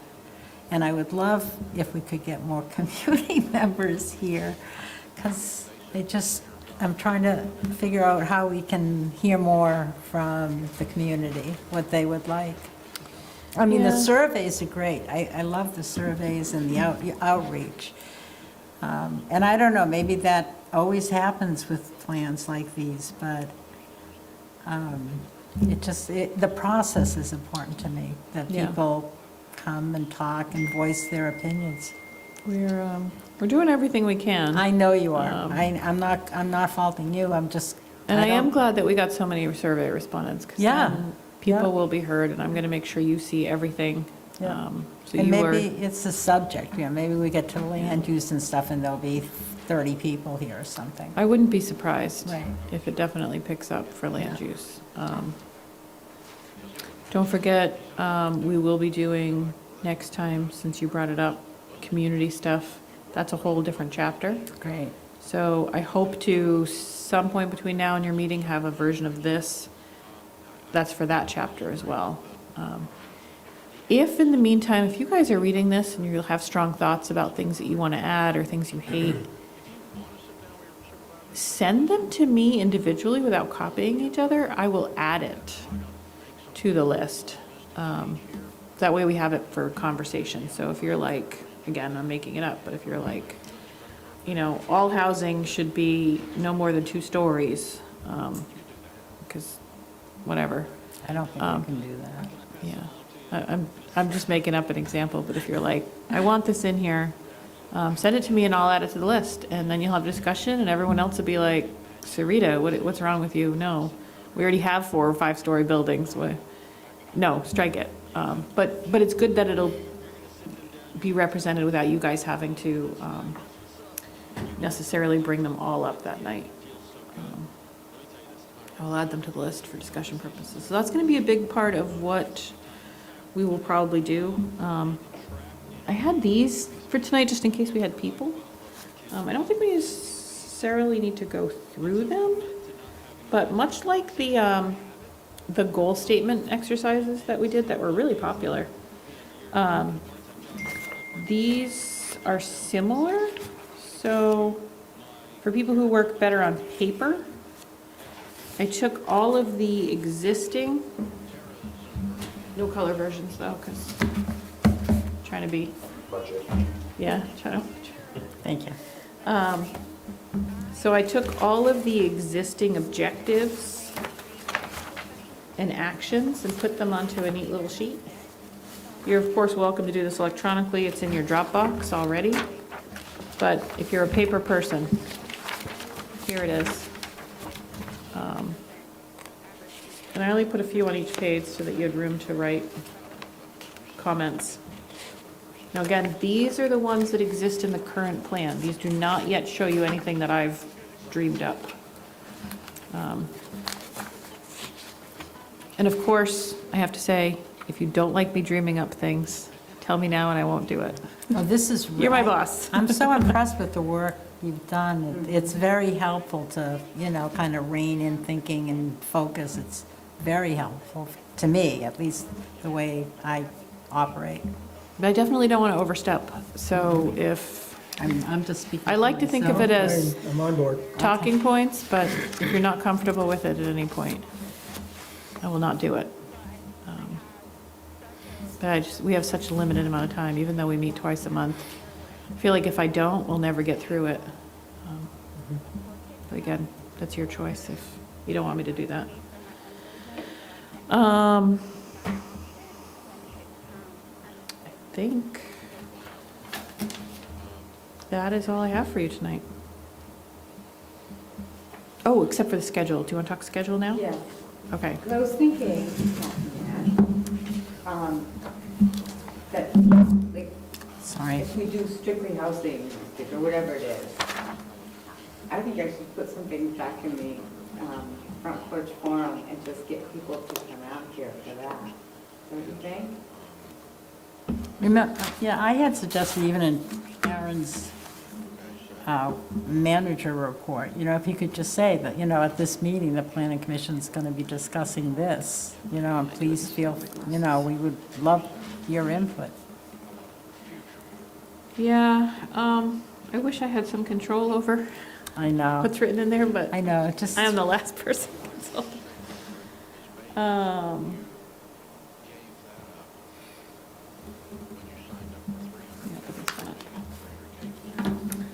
But yeah, we'll try to keep something in the newsletter. I guess it's pretty widely read, like 2,000, it's over 2,000 people get the, sign up for the newsletter. We'll see if we can do more on social media. I don't know what our followers are there. But obviously we're reaching people. If we had over 300 people do the survey. Front Porch Forum's hot right now. No, yeah. It's good, it's taking off like I've never seen. You definitely want to put something out there. You I wanna think jump so on. too. It is, Yeah, it is. for a that hot- one, I'm gonna have to utilize you guys because the Yeah, town it does is. not post. Yeah, we can only do one twice a month. We can alternate. We can Yeah. only put something in twice a month. Yeah. On Front Porch Forum? I didn't know that. Really? I read, but I never. I Yeah. feel like there's Once a month. people, at least in my Front Porch Forum, that post all the time. Is it in your official capacity or No. personal capacity? I think it is. Okay, yeah, I think it's for like. I think things open up a bit during elections. I think we Do can you post more. do you have multiple accounts so that you're posting as Wendy Critchlow, regular resident versus? I don't have multiple accounts at Front Porch Forum now. You don't have a representative and, I do now. oh, interesting. You should get a Okay, representative. we Yeah. talked about that. Yeah. No, it's I good. didn't know that I could differentiate. So Yeah. That's a, Because I wouldn't be surprised if they do limit legislative updates so people are not just like political, especially during campaign season. But I- I'd be Some people shocked. post a lot, Yeah. day And you- after day. when, after I heard that rule, I was looking through it, I too had noticed like some It people- cannot be right. And yours is not a legislative account. No, that was as a. I think you should push your luck and try it. I'm gonna try it. I'll give you stuff to post, or I mean, we'll If you- talk. If you would, just give Yeah. me, tell me what. Yeah, especially if that's what you guys are seeing as a Yeah. big source of information, absolutely. It's definitely picking up pace a Yeah. lot. I've noticed it went from a couple of years ago, 4 or 5 people, but like the last one had to be 20 different, and now people are advertising on it. And you see new people joining Yeah, all the time? yeah. Yeah. I think it's quick and easier than even for Facebook. You're gonna get it sent to you, and you just, it's like reading the paper, I think. Yeah, think yeah, it's- I feel that way it's the too. daily paper, you know? Yeah. That does have that feel to it. It does, yeah. Well, we'll And try to somebody utilize the it other day more. was asking for dog food, and for some reason that just broke my heart, so I went buying dog food. Oh, nice. So it's working. You need to ask. But it does feel more homey Yeah. than you see on Facebook or anything else. I Yeah. love Front Porch Forum. Yeah. You tag it on there, it'll get noticed. I also have ended up with a pretty good list of, so in the survey, if you did the survey, you saw at the very end, it says, hey, if you want to be put on a mailing list, I did see that. email us here with this subject line, and I don't have it open at the moment, but I think we're up over 30 people. Nice. 20 of which were people who emailed us and said, yes, add me to the list, and 10 of which were like, just gave me their email right there in the survey, even though I told them not to, because it's supposed to be anonymous. That's humans. We're an imperfect species. We have to pick up. So, yeah, I've got about 30 people on that mailing list, plus the people who sign into the meetings who say, keep me updated. So I'll put all those together, and we'll use that mailing list every time Awesome. there's an agenda. So scheduling, just to respect your time here. So realizing that this needed a part 2 and that part 2 shouldn't be broken off too far from part 1. I have moved, put my glasses on here. I'll make this a little bigger. So quickly, you'll see what we had published was that your next meeting, April 7th, was supposed to be land use part 1. There was a writing workshop on May 5th. Is that the one that I moved? Yes. So, land use part 1 was supposed to be the 7th. I've moved that to May 5th, which was like sort of a placeholder. And I will send this to you, don't worry. And then, I'm also gonna, I'm gonna put it on our website too, because if people were like, I really care about what's going on here, and I plan to come to the April 7th meeting, I want them to know that, hey, that's now May 5th. So put that there, and then land use part 1 was moved to May 5th. Does that sound okay? It's definitely housing part 2. If you say it is. Yeah, I would like to keep I would it. say let's go full Yeah. on housing. Yeah. The other option was that we could have put that on May 5th, but that's a whole month plus away. Yeah, Yeah. no. And then we wouldn't have had to move anything else. Yeah. But the other thing I'm hoping you guys can weigh in on, people don't want Saturday meetings, but I don't, we'll see. So you do have one on your calendar. Just want to make sure you're willing to keep it. Just one? Just one. One Saturday, and then there was one daytime one, which we changed, remember, from a Monday to a from a Tuesday to a Monday, this one. Oh, yeah. Mm-hmm. So this will be a busy stretch in early May for sure. But there's just not a lot of open slots to put anything in later. I think we're going to end up with things getting part 2s as we go. It's just inevitable. This is a lot of work. So this will get pushed back as it is. But My only question is, really want to attend the land use 2 on June 16th? mhm. So if there's a way to switch that one with another one, that would be my only. We could switch these, but I figured, I didn't put much in this week of July because a lot of people are away for holiday that week. That's why I held that as a TBD space. Can we switch the natural heritage and land use part 2? I won't be here for that one. June 2nd, I won't be Second, here. you're not there. Right. Well, we definitely need you for ag water, soil, and farm. Yeah.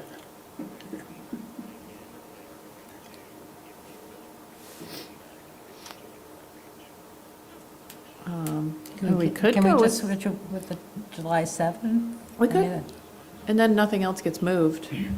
It's just, are you away that week?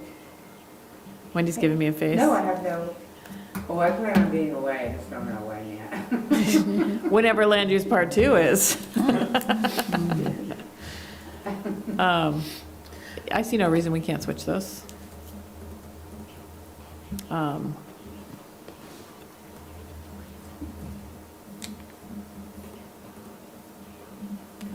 right, I'm gonna actually just make edits while we're talking here.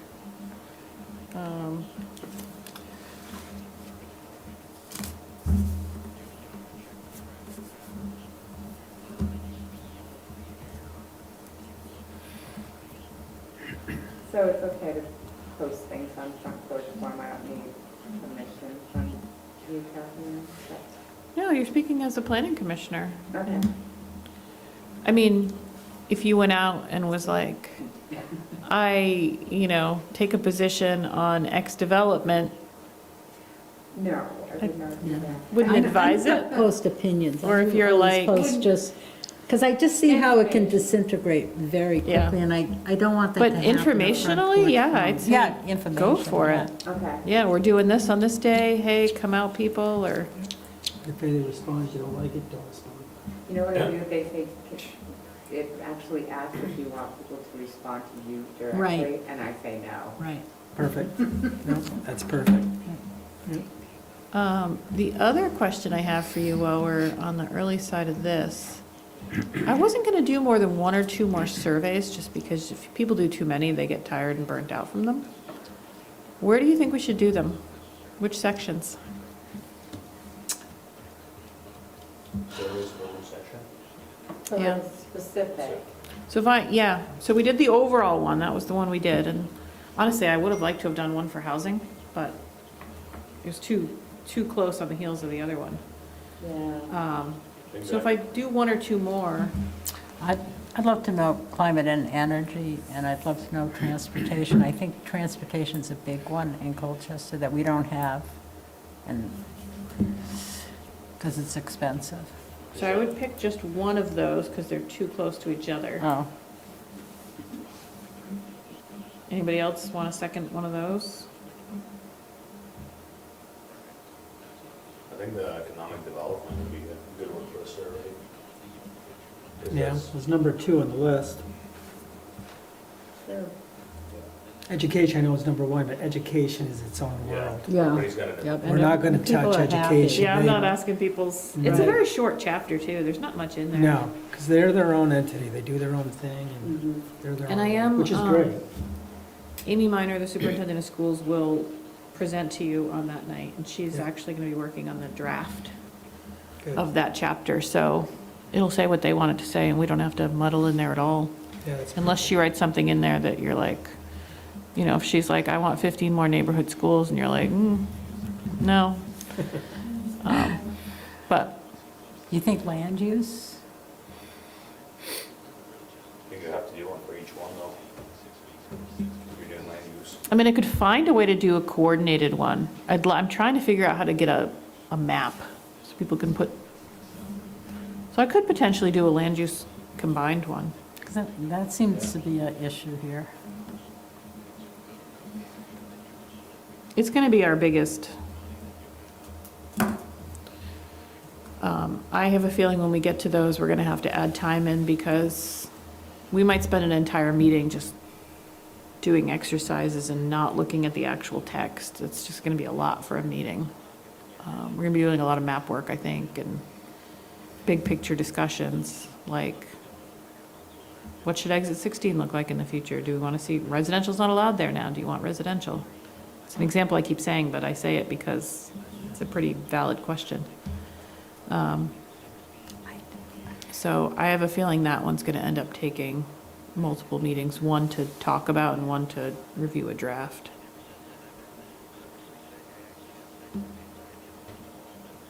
So I can work on a land use survey. And then maybe we'll do a combined climate economic development one. Well, I'm also curious what amenities people want here. Not so much services, but like restaurants, what do they want and more that we don't have? I mean, I thought they said they wanted more restaurants, Yep. more, Sidewalks and restaurants. what? Sidewalks, bike lanes, and restaurants. Yeah. That's what people want. Yeah, Food trucks Food trucks Yeah. on the sidewalks, on the on sidewalk, the sidewalk. yeah, along the sidewalk. We're officially warned for a public hearing on those. Sidewalks? Food trucks.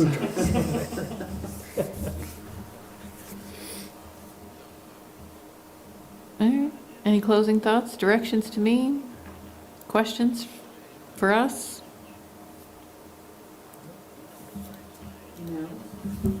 Good.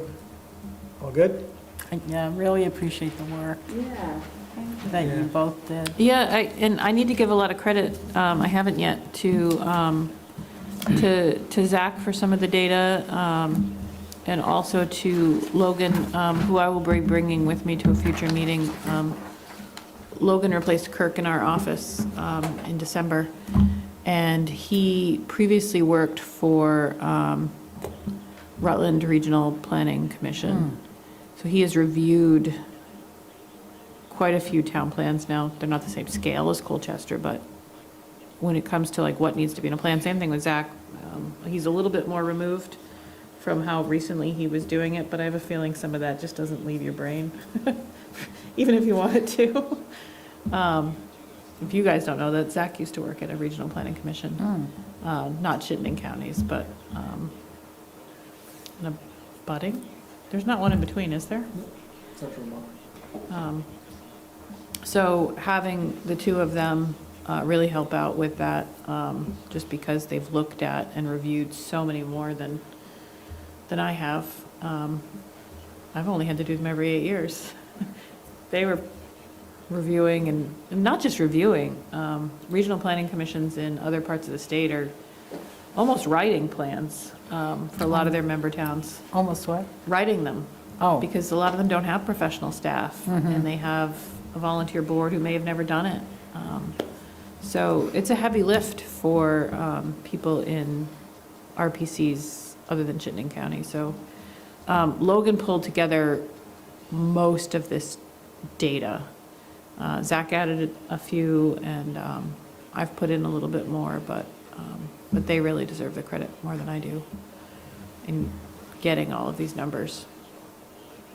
I hate the census site.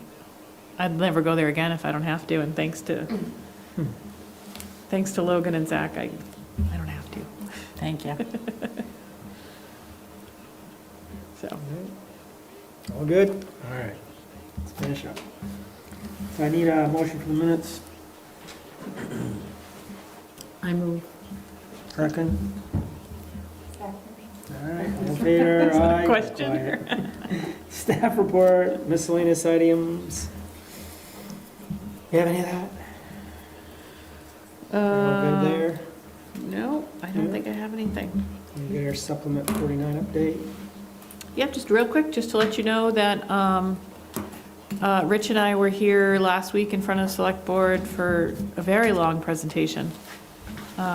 Is she being But sarcastic or? they didn't change anything. I think they were close, and I think if it wasn't such a process, they might have changed a few things. Yeah. Awesome. What was one of the things? I'm like forgetting already. There are more questions I ever heard for supplements. There were a lot of questions. Yeah, it was complicated. Like the hours of the food truck, for example. One member actually wanted them to be open later than the 9 PM that we'd put. Yeah, you know which one. So, yeah, there were a lot of great questions, and I Yeah. think there were some things that they might have been leaning towards adjusting, but if you don't know already the process when the select board changes something. They had the questions that process. we did about footprint for ADUs. Yeah, ADUs, we talked about Yeah, quite a while. yeah, They breezed through some things, though. yeah. Like the parking stuff, easy peasy. The The zoning. umbrella permit stuff, breezed right through. Didn't talk about fences at all, which was, I feel like we talked about fences for a Yeah. long time. That was a long. Yeah, we took care of that. They were good. But yeah, so ultimately, no changes, and it was warned for April the 14th. So we'll have a public hearing on that night. Usually those go super quick. We don't do the full dog and pony show, and unless somebody shows up and is like, never heard of this, can you walk me through it? And then it'll be in effect 21 days after that. Most of it will be in effect 21 days after that. Need a motion for adjournment? We have to sign the minutes, don't we? Make a motion We to have- adjourn. Second? All right, motion passes. Oh, all in favor, yes. There we go. Yes, yes. Aye. Aye. 9 o'clock. I don't speak much. All right. I speak and I'm not loud enough. You're not loud enough. Not bad. All the question I asked, all the like language description and apps and everything else, how are you guys deciding what to keep, what not to keep, or